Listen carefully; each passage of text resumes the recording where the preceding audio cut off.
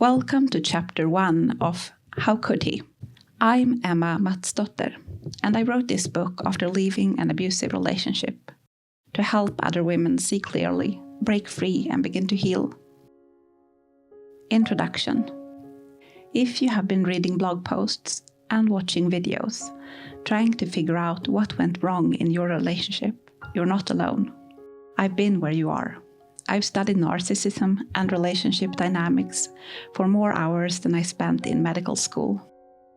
First to fix my relationship, then to survive it, and finally to break free. In the process, I was thrown from confusion to grief to anger and back again. For 21 years, I lived with an abusive man. Every day in that relationship, love and connection diminished, even as I poured in all the empathy and effort I could muster. I tried everything to make it work, but nothing I gave was ever enough. As a medical doctor, I was determined to find answers. At first, I searched for ways to make him change. If only I could say the right thing, fix the right problem, or be good enough. But after years of trying, I was forced to face the truth. To save my life, I had to leave. One November morning, at age 36, I fled with 2 traumatized children and a shattered sense of self. The year that followed, I was stalked and threatened. I had to go into hiding under a protected identity, quit 2 jobs, and move 4 times. But I was able to keep us safe and start to rebuild myself and our life in spite of all the obstacles he tried to put in my way. This book is born from that struggle and from the pain and insights gained during the process. I learned what is really important. I came to understand how my tenderness and goodwill were used to trap me. And I came to feel the force of my own strength as I faced the final boss, my own shadow side.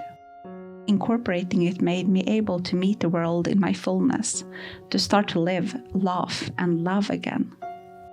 I am determined to use what I've learned to help other women understand what happened to them, because understanding is the beginning of healing. When your world has been torn apart by someone you trusted, the first step forward is seeing clearly. Let me share my insights with you. I'll help you understand why he still lingers in your thoughts, why it was so hard to break free, and why a part of your mind still echoes with his voice. This book is your journey toward loosening his grip on your mind, so you can lift your gaze, breathe freely, and remember who you are. We haven't met, but I know something about you. I know why he chose you. It wasn't because you were weak. It was because you are beautiful. Your spirit is joyful. You try your best in every situation.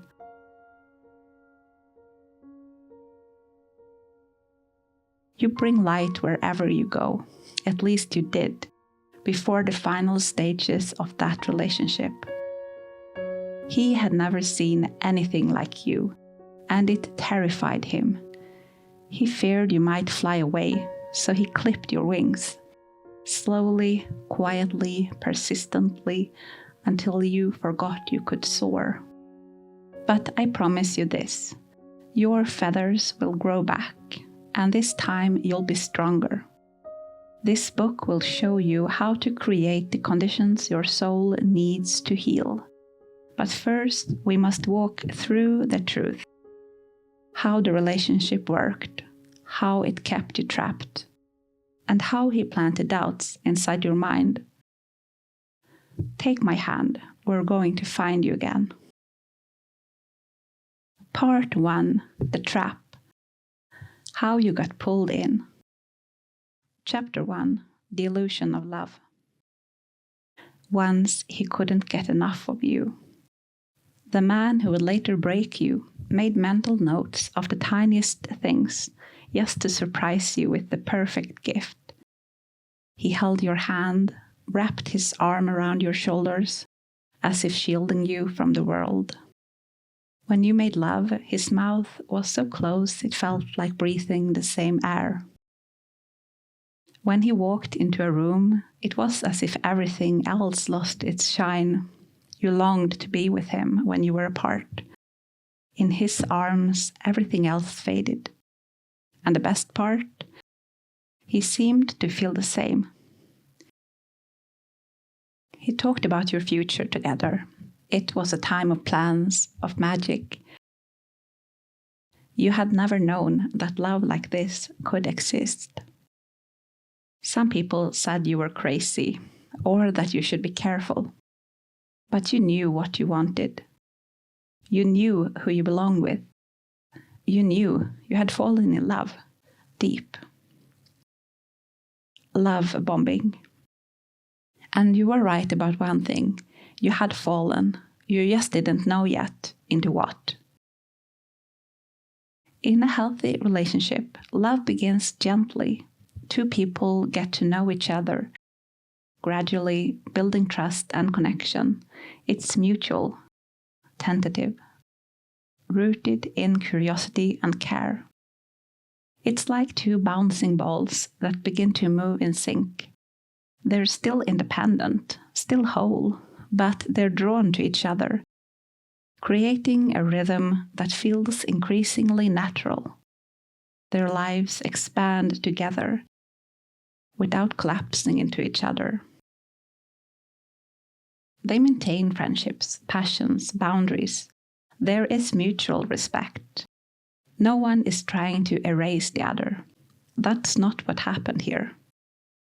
What makes a toxic relationship so persuasive is the intensity of its first phase, the one often called the love bomb. Everything feels too good to be true. And it is. Your new partner showers you with attention. He buys you gifts, takes you traveling, surprises you at work. He's all in, no hesitation, no second thoughts. He wants to be with you constantly.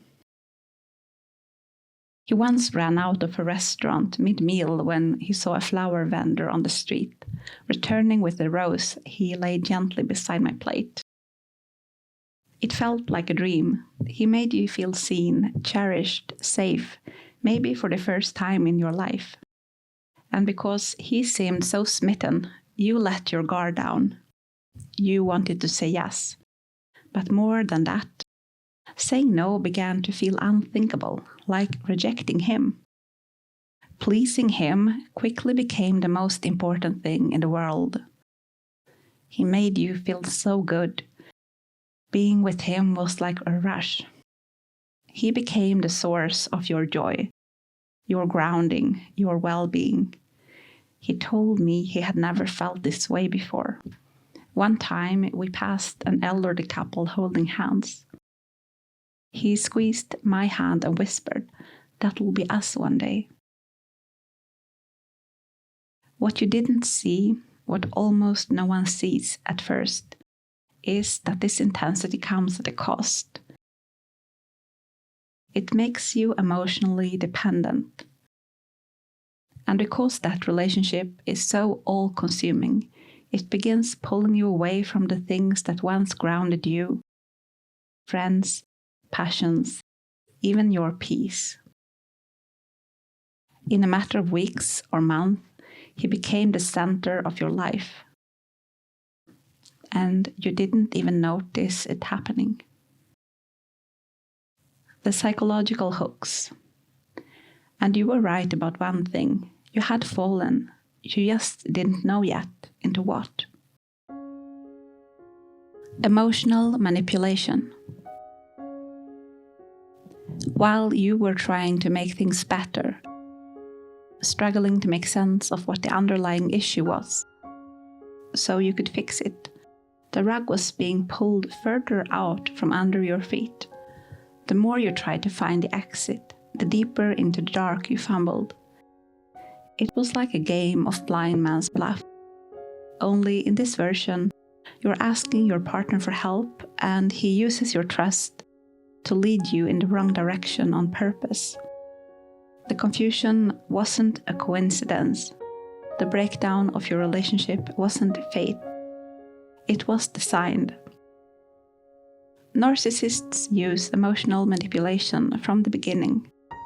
These tools seem benign, even beautiful, but they're calculated to create attachment, dependency, and confusion.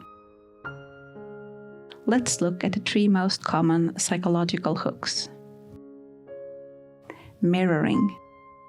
He studied your values, your emotions, your stories, and then reflected them back to you in a masculine form. If you cared about animal rights, he'd tell you how he and his friend once rescued a bird with a broken wing. If you cried during a film, he'd pull you close and let out a soft, sniffling breath of his own. The method is simple, powerful, and nearly impossible to spot in a moment.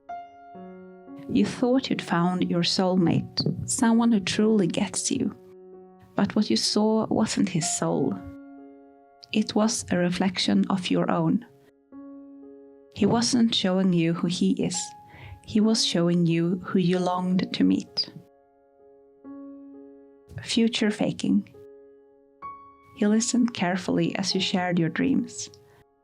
A quiet life in the countryside, big family, a dog like the one you had as a child. He nodded with excitement. "My job lets me work from home," he said. "I've always loved old houses." He'd asked what you'd name the puppy. He said he wanted to take your kids fishing someday. The life you imagined together started to feel real. You began to trust in it, plan for it. But none of it was real. It was a plan. It was a bait. Idealization. There's a debate among psychologists about whether narcissists consciously idealize their partner or if they genuinely believe their own fantasy. But the result is the same. He laser-focused on you, pouring all his attention and charm into making you feel like royalty, like a princess on her birthday. He stared into your eyes. He told you you're different from every woman he's ever met. He made you feel like the center of his universe. You felt adored, worshipped. And because he made you feel that way, your mind concluded that he must be the one. But idealization isn't love. It's inflation. And what's inflated must eventually collapse. That was chapter 1 of How Could He? If this resonated with you, the full ebook is available to download and includes a healing journal prompt after each chapter to help you reflect and grow. You'll find the link in the description. And if you'd like to keep listening, the next chapter will be uploaded tomorrow. Thank you for being here.